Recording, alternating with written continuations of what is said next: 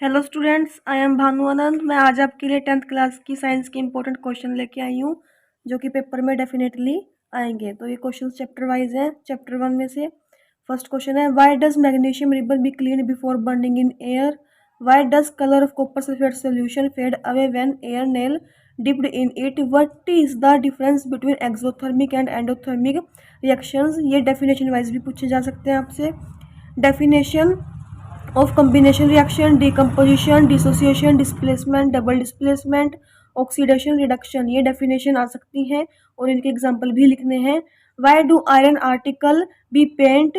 Y oil and fat containing elements are flushed with nitrogen gas? Why respiration is considered as exothermic reaction? Why what is corrosion and rancidity? तो ये chapter 1 के question थे। आगे है chapter 2, why some sour substances does not kept in copper vessels? What is pH scale diagrams का diagram भी बनाना है। What are antacid? What is chemical name formula? Preparation of baking soda, ये अलग अलग आएंगे।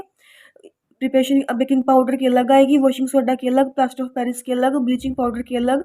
आपसे पूछे चाहे ना पूछे पर फिर भी आपने उनके केमिकल नेम, फॉर्मूला, प्रिपरेशन और साथ में उनके यूजेस भी लिखने हैं, तभी आपको 3 मार्क्स उसके फुल मिलेंगे। नेक्स्ट है, व्हाट इज क्लोरोअल्कली प्रोसेस? और चैप्टर 3 आगे, metal and non metal. Why sodium metal kept in kerosene oil? What is difference between metal and non-metal on the basis of their chemical and physical properties? What is activity series of metals? Why do any compounds show highest melting point and boiling point? What are amphoteric oxide? Give example. Next है, define और gang और minerals. What is electrolytic refining of metals? और ये galvanisation भी आ सकता है।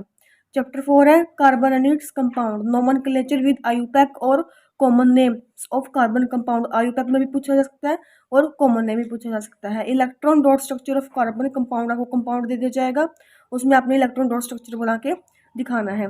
इन chemical properties of carbon compounds, इसमें स्पोनिफिकेशन, एस्टेरिफिकेशन और हाइड्रोजनेशन डिफाइन करना है अपने केमिकल प्रॉपर्टीज में। Chemical properties of ethanol and ethanoic acid, इनकी रिएक्शंस दिखानी है आपने। NaCO की 3 के साथ, Na2CO की 3 के साथ और Na के साथ। क्लीनिंजिंग एक्शन ऑफ सोप, ये 5 मार्क्स में पूछा जाएगा आपसे। एस्टेरिफिकेशन, स्पोनिफिकेशन, हाइड्रोजनेशन, वो आपको पहले बता दिया। नेक्स्ट 5th चैप्टर है, classification of periodic table. What is Dobereiner triads और देयर लिमिटेशंस, ये इकट्ठे भी आ सकते हैं और अलग अलग भी आ सकते हैं। What is Newland law of octave? Give their limitation same as. What is Mendeleev periodic table और देयर लिमिटेशन? और मेल्टिंग डिस्क्राइब करनी है, melting point, boiling point, ionic character, size, solubility, atomic radii, elements when we move along the period और along the group. ये अलग अलग question बन सकता है। Along the period, along the group, आपसे एक चीज पूछी जा सकती है। नेक्स्ट है, life process. What is the difference between autotrophic and heterotrophic nutrition? Describe the function of nephron. Describe about the digestion system of human. Describe the excretion system in human. ये सारे 5 से 6 मार्क्स में पूछे जाएंगे और 2 और 3 में पूछे जा सकते हैं। इनके डायग्राम भी अलग से आ सकते हैं। Describe the working of heart. Describe the synthesis of glucose in aerobic और एनारोबिक प्रोसेस। ये पायरुवेट वाला है जिसमें 3 कार्बन एटम में चेंज हो जाएगा। Describe transportation in plants. फिर आपसे डिटेल में ऑटोट्रॉफिक न्यूट्रिशन के बारे में पूछा जा सकता है। डिस्क्राइब इन डिटेल ऑटोट्रॉफिक और heterotrophic nutrition. Describe in detail about lymph और draw the longitudinal section of flower. ये कई बार 2 नंबर में आता है तो आपने सिर्फ डायग्राम बनाना है। अगर 5 मार्क्स में आएगा तो आपने इसके बारे में पूरा लिख के आना है। What is the difference between, ये 7th चैप्टर है, what is the difference between reflex और साइमल्टेनियस एक्शन?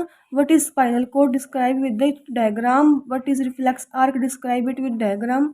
इनके डायग्राम कंपलसरी है बायोलॉजी में, अगर डायग्राम सही होएगा तो क्वेश्चन वो अपने आप से ही कर देते हैं। What which gland exerted which type of hormone? Explain. अलग अलग जो ग्लैंड है वो कौन कौन से हार्मोन एक्सर्ट करती है। 2 मार्क्स में भी आ सकता है और 5 मार्क्स में भी आ सकता है। Why iodised salt is advised by a doctor? जो आयोडाइज्ड साल्ट होता है वो डॉक्टर जो एडवाइस करते हैं। चैप्टर 8 और 9 में से पूछे जा सकते हैं। What is sexual reproduction? How it is occur in human beings? What is asexual reproduction? Give it kinds of reproduction. How does nutrition और excretion take place in amoeba? Right and describe about male reproductive part of human being and also diagram. इसका अकेला diagram भी आ सकता है। Draw diagram and describe female reproductive part of human being. What is difference between pollination and binary fission? What is fragmentation? What is difference between self and cross pollination? What is menstruation cycle in female? What are contraceptive method described? Next है chapter 9 में से what is Mendeleev experiment about P plant describe in detail P plant how does sexual chromosomes carry in human beings what is evolution and ओकर इन organisms. आगे physics में से है chapter 10 में से रिफ्लेक्शन और रिफ्लेक्शन में से लाभ पूछे जा सकते हैं, रिफ्लेक्शन मिरर में भी पूछा जा सकता है। What is power of lens, what is power of accommodation, what is magnification describe in detail, diagram के साथ बना के दिखाना है आपने, ये मैथमेटिकल पोर्शन भी करना है इसका।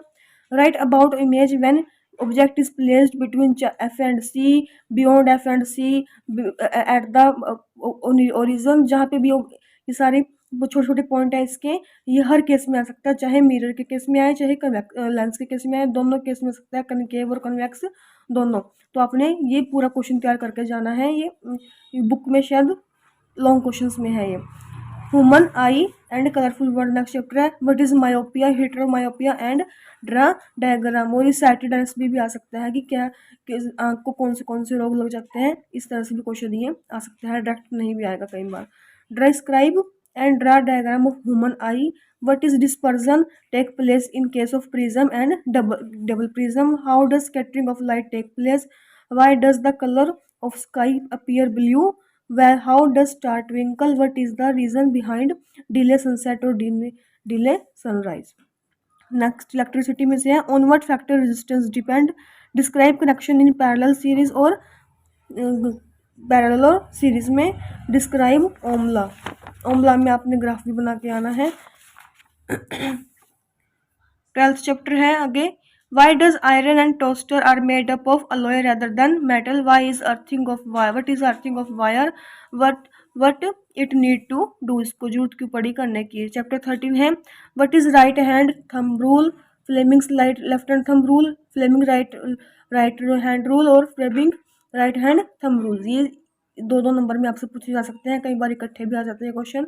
व्हाट इज सोलिनॉइड, और ये ऐसे भी आ सकता है what is current, how does a current carrying conductor through a straight line, describe with diagram, what is electromagnet, describe with diagram, what is construction and working of electric motor, most important 101% ये question paper में आएंगे।